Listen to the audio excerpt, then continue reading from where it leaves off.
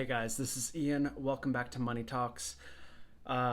If you have federally held student loans, you might have heard some really interesting news this week. Earlier this week, Donald Trump said that he's suspending student loan interest accrual, which is obviously very exciting if you have any student loans. Just a few days ago, he said that they're going to suspend payments. You no longer have to make your payments for the next 60 days at least. So this is a very exciting time if you have student loans. There's even talk about forgiving student loans at this point, or possibly paying off a certain amount of everybody's student loans. So you definitely want to take advantage of this if there's something better to come later.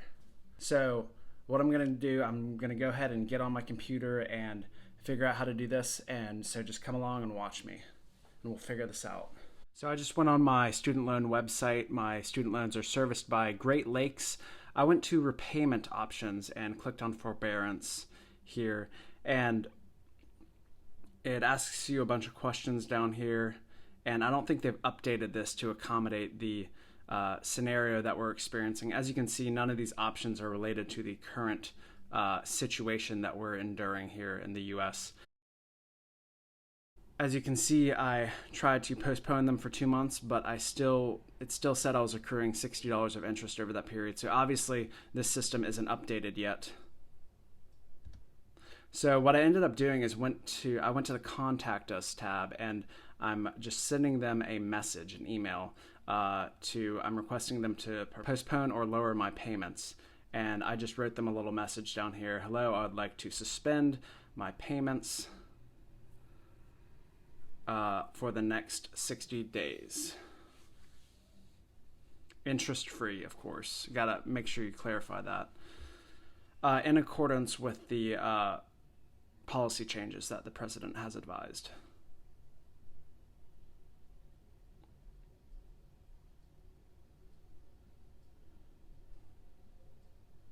Now, obviously, everyone has a different student loan servicer, so it's gonna look a little different. But I just wanted to kind of run you through how I did it, and it's probably going to be the same for a lot of people. I'm sure a lot of these student loans servicers aren't updated yet, and it's probably just going to have to be direct communication with a customer service provider.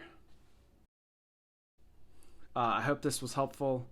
As soon as we figure out how we get our $1,200 checks, I'm going to do a video documenting that process so everybody can get up to speed on that.